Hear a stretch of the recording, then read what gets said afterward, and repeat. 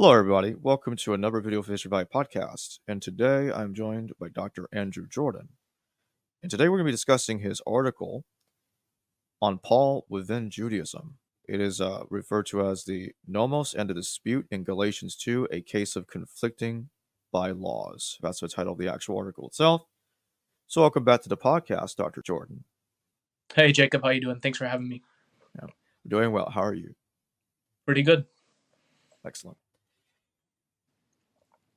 So I would like to get right down to the meat of it. Some people are going to say that how could Paul be within Judaism when he is apparently by nature a Torah critic? So they may ask, how exactly does that work? Yeah, that's a good question, and that really does kind of get to the heart of it. I think we could start from a number of different places. So it's a question of where we want to start. I think the easiest way to just summarize how you would come to uh, the within Judaism school, which is sometimes also called the radical school. You might hear it referred to as that. And so this is associated with people such as Paula Fredrickson, Mark Nanos, Matthew Thiessen is a pretty prolific writer in this camp, and many others that have been writing about the Apostle Paul for the last 2 decades or so. So it follows what's called the new perspective of Paul, which was associated with people such as N.T. Wright, James Dunn, a few others, many others. The new perspective, the Apostle Paul is well studied in scholarship, so there's no shortage of people who have looked at his writings and tried to understand them from a variety of different perspectives.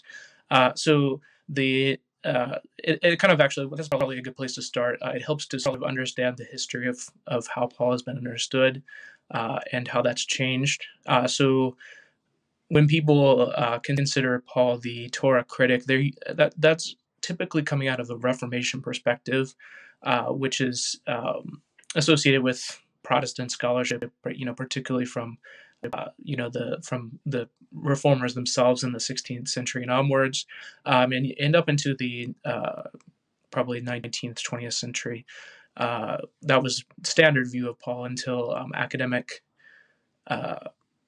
study of the Bible became common in the late 19th century, early 20th century, and so this is Paul as the champion of the so-called law-free gospel, justification by faith alone. All of these things that most people have probably associated with Paul, or heard associated with Paul at some point. And so the new perspective followed this, which was a consideration of which really did quite a bit to set up what Paul was concerned about. And so it was looking at the literature of the time and really trying to contextualize what Paul would have been understood as saying by the people who were reading his letters and who he was writing to, et cetera, and things like that.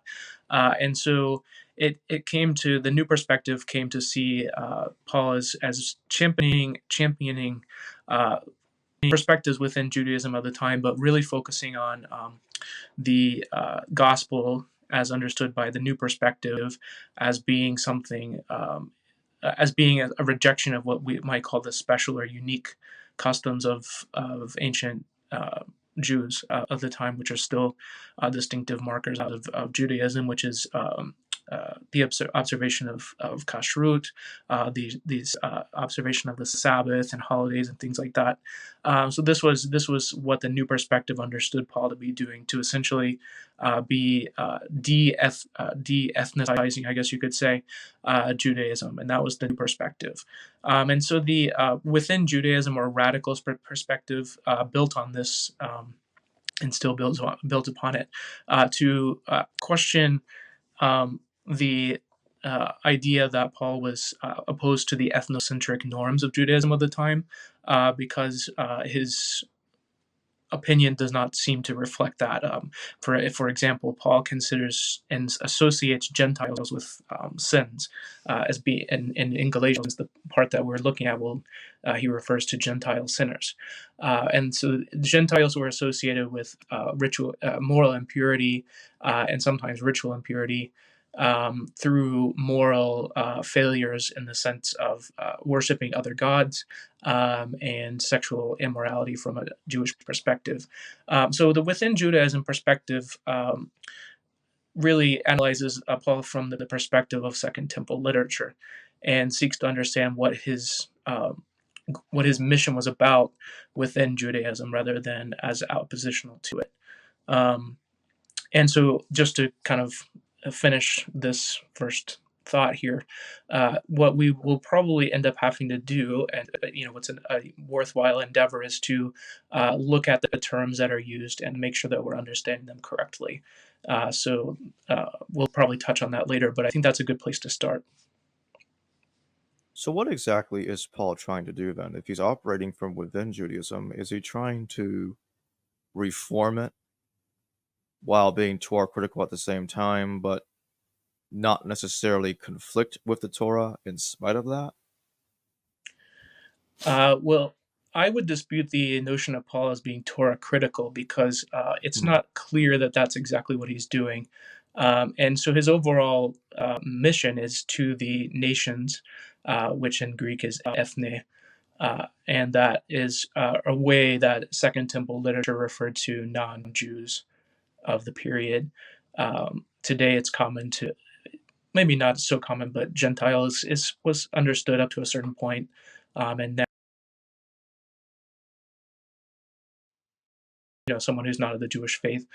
So that was so Paul understood himself to be uh, and on a mission to the non-Jewish nations around the Roman Empire. And so the word that's typically used is apostle. This is a word that we should probably, this is, so I was just mentioning reconsidering words. So this is the first one that we'll probably run into, that we need to unpack and reconsider the translation of it. Um, Apostle is kind of a transliteration of the Greek apostolos. But it means something more like ambassador, or envoy, or minister, almost, in the sense of being like a governmental position. So Paul most likely viewed himself as being a sort of representative of the messianic government that would have been established by Jesus within his return. So we have to briefly touch on chronology. So Paul is probably changes his perspective vis-a-vis Jesus sometime in the mid 30s. We presume, or he mentions, that he was kind of home based in Damascus, so we assume that that's where he was perhaps living at the time. Some of it, some of the details of his biography are somewhat unclear. But he changed his perspective after being a persecutor of the Jesus movement to being a supporter of it. And we can put a placeholder date of maybe around 35 CE, just depending on how you do calculations and when you believe Jesus died and things like that. So he was a relatively early, quote unquote, convert. That's probably not the best word to describe it, but it's, for lack of better terms, that's the way we can say it. And so you could think that at this early moment there was a lot of excitement around the messianic candidacy of Jesus, being somewhat different from the other messiahs who had been floating around at that time, and who would come later.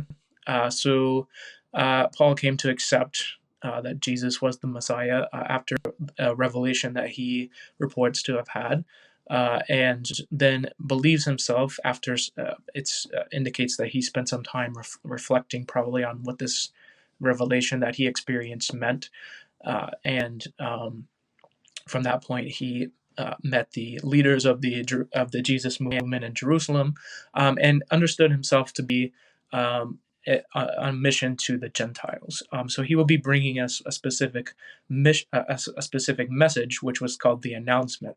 And this is the second word that we want to change how we translate, which is evangelion, and that is the word that's traditionally translated gospel, but would best be understood, and this is per Steve Mason's understanding, as the announcement.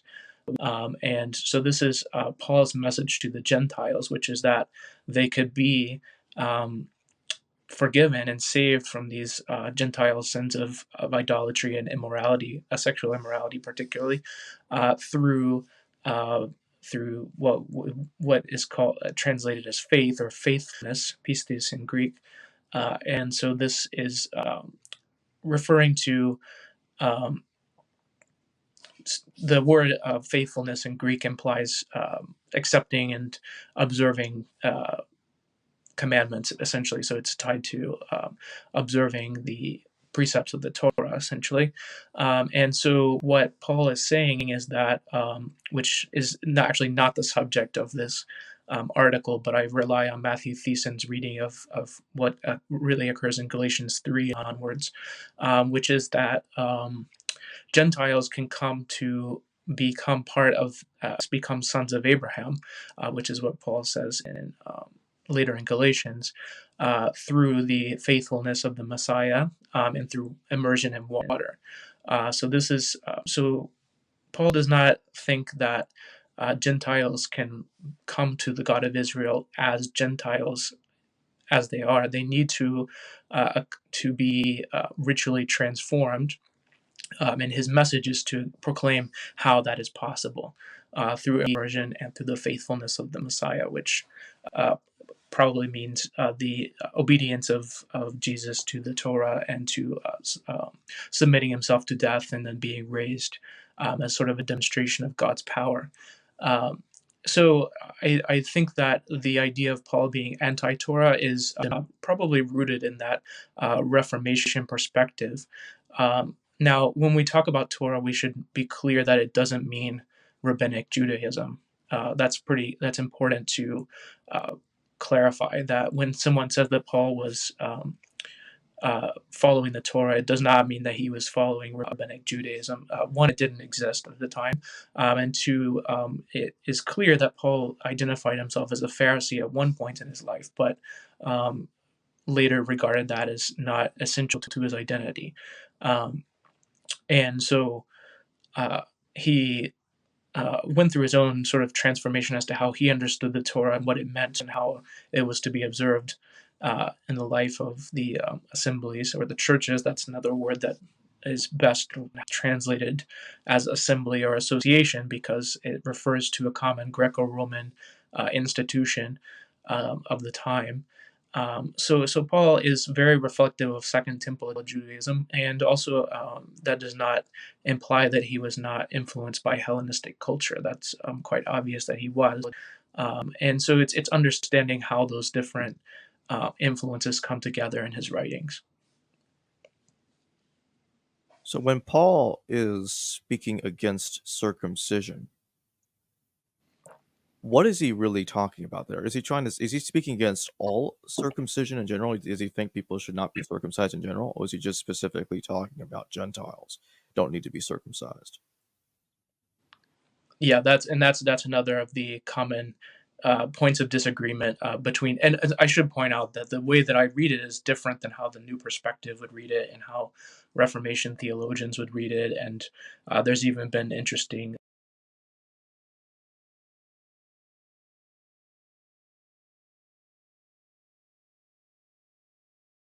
the broad within Judaism perspective, and then my own unique understanding. Um, so uh, and so when he speaks against circumcision, it should be understood that the majority of Paul's writings are addressed to Gentile believers, except for possibly Romans, which is might be a sort of mixed community, and perhaps First Corinthians or the Corinthian letters. There's some debate about that, but especially Galatians and well, and we're talking about Galatians, so we'll just focus on that. But it's addressed to Gentile believers, and so in the community, and Galatia is a region of Turkey, of modern Turkey, so it's not one particular city like the other letters of Paul, so it's maybe addressed to a few different assemblies, but and so his so he's Paul is against circumcision, as you were saying, which is important to acknowledge. And then, so if is he opposed to circumcision for Jews? I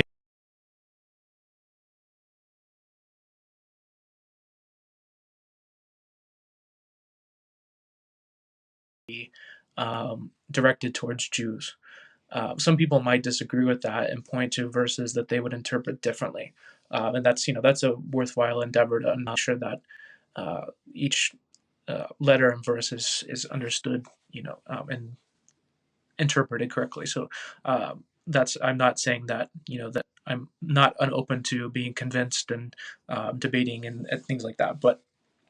Um, so when he's writing, especially in Galatians, we're dealing with Gentile believers, and so these are people who um, would probably be classified within the what's called the God-fearer category, and these are Gentiles who became associated with Second Temple era synagogues, and they to varying degrees. So some of them had probably undergone full what we might call conversion to Judaism, meaning circumcision, and some had adopted Jewish practices to one degree or another, um, and maybe had observed had observed the Sabbath to some degree, or maybe had given up some types of foods or that kind of thing. And some were just patrons of the synagogue and maybe just enjoyed the company of going there and wanted to associate with it very loosely. So it included a wide range of people who were interested in Judaism in the ancient world. Um, and Gentiles were attracted to Judaism for a variety of reasons. And it seems like that the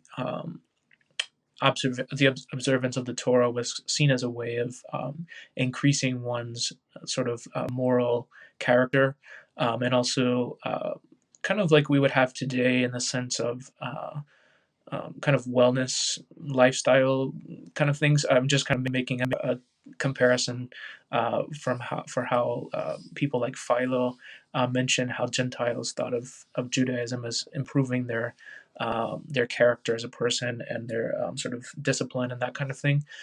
So Gentiles were attracted to Judaism, and the people in Galatia, they're oftentimes referred to in when Paul is writing to the Galatians, the issue is circumcision, and so Paul is opposed to Gentiles being circumcised, and this is essentially read later in Galatians. I don't write about it in the piece itself, but I again follow other scholars who have written about this, and so Paul essentially makes um, a interpretive argument against Gentile circumcision, basically saying that in order for one to be circumcised according to the Torah, one must be circumcised on the eighth day. Meaning that if one is circumcised after being an infant, they have not fulfilled the Torah obligation of circumcision. That's essentially what I think Paul is saying when he's opposed to circumcision for Gentiles. He's saying that they cannot fulfill the obligation of being circumcised because they are not on the eighth day of their life.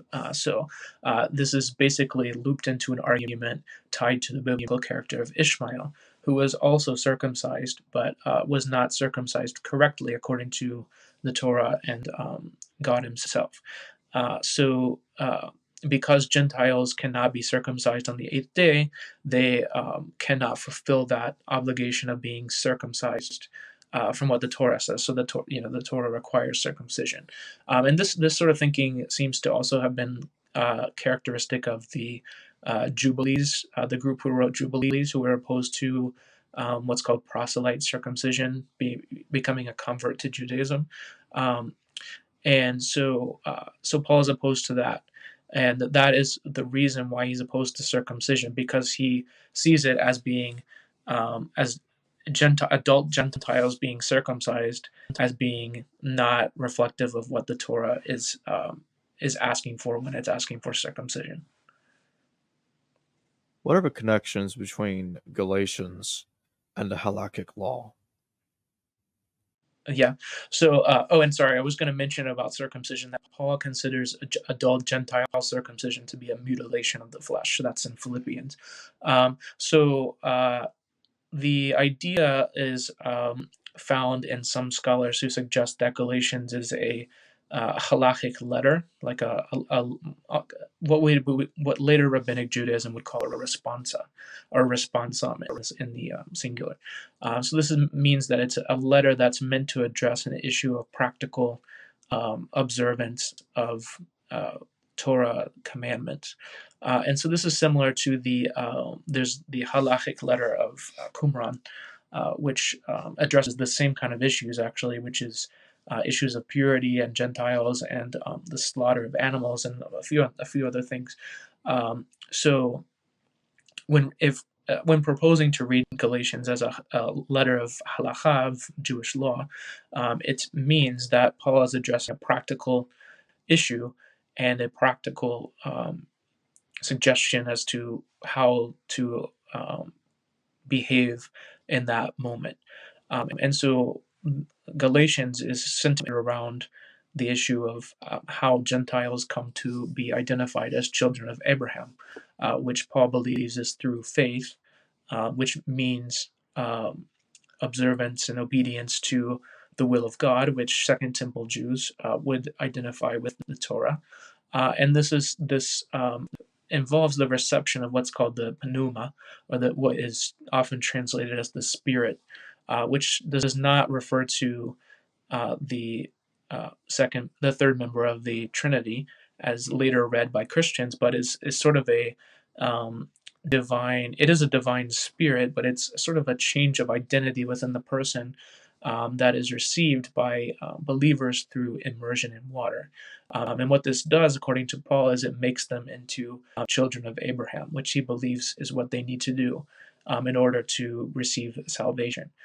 So it's important to read it this way because we're not filtering it through our modern understanding of things, and even later a Christian theology would shy away from this kind of thinking. And so that's the within Judaism part, is reading it for the period of the time and what they thought about things. And so this sort of theology of communing with the deity and things like that was very common in Judaism and also in Greco-Roman culture. So the issue.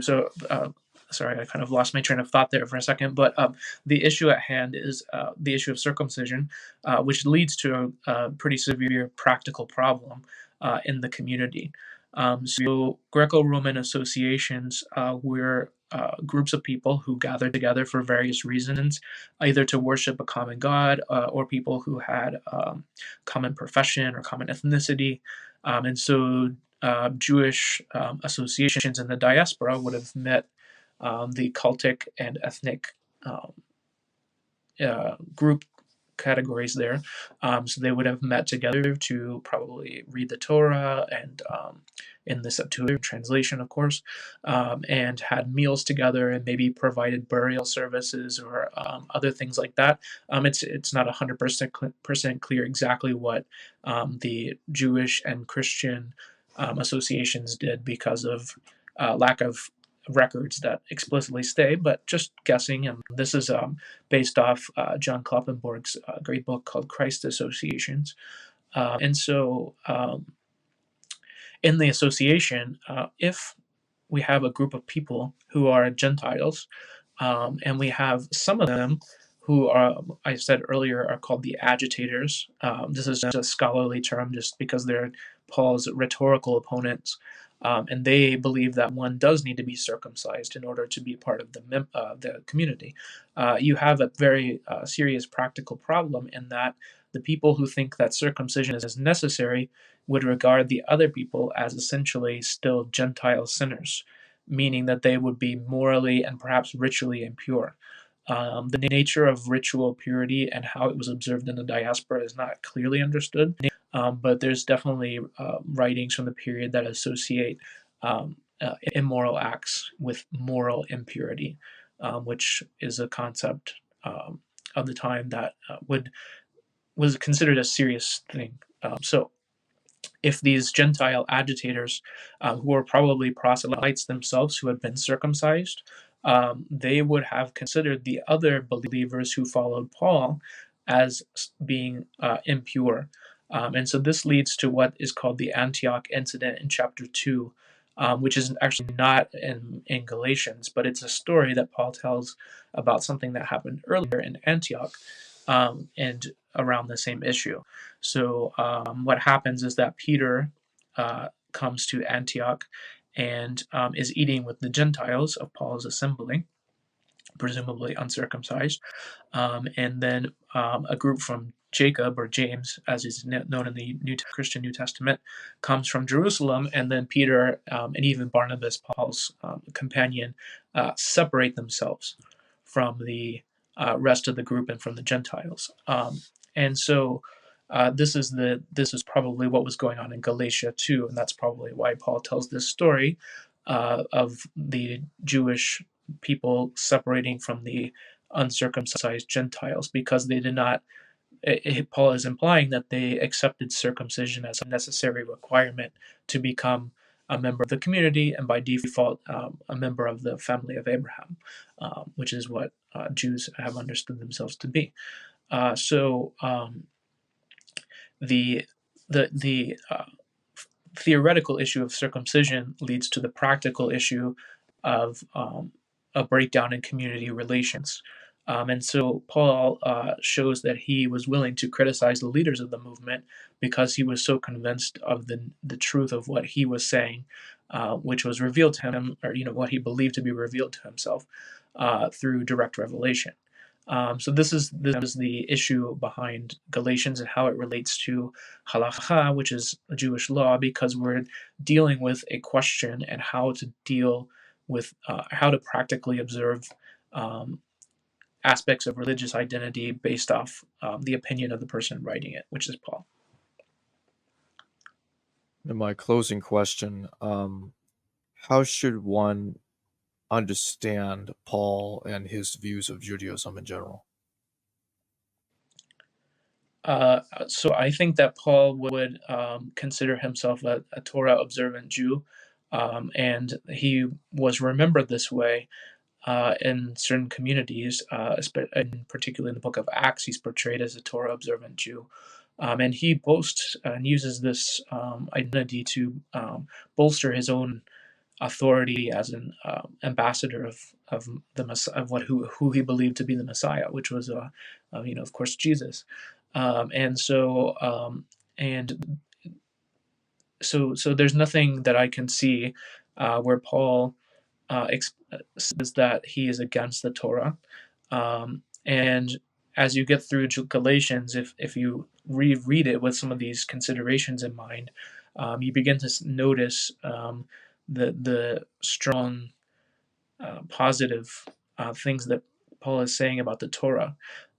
So I invite people who are listening to reread the letter of Galatians with these ideas in mind and come to your own conclusions and see what you think about it. And especially keeping in mind to retranslate in your mind the words that are used in your translation. So if you see the word church, you will know that this is a Greco-Roman association, which is what a synagogue is too. It's a synagogue. This means an assembly of people. When you see the word apostle, you know this is ambassador. This is a political position in the Messianic kingdom, which Paul believed himself to be part of. When you see the word faith, you know that this is pistis in Greek, which means faithfulness, which is slightly different than what we understand faith to be. This is not really, when Paul is using this word, he's not talking about a creed or even belief. Really, it's something that you could observe, which you would observe through observance of the Torah command, the Torah ethics, which was opposed in some way to pagan systems of ethics, obviously influenced by each other, but different in certain ways.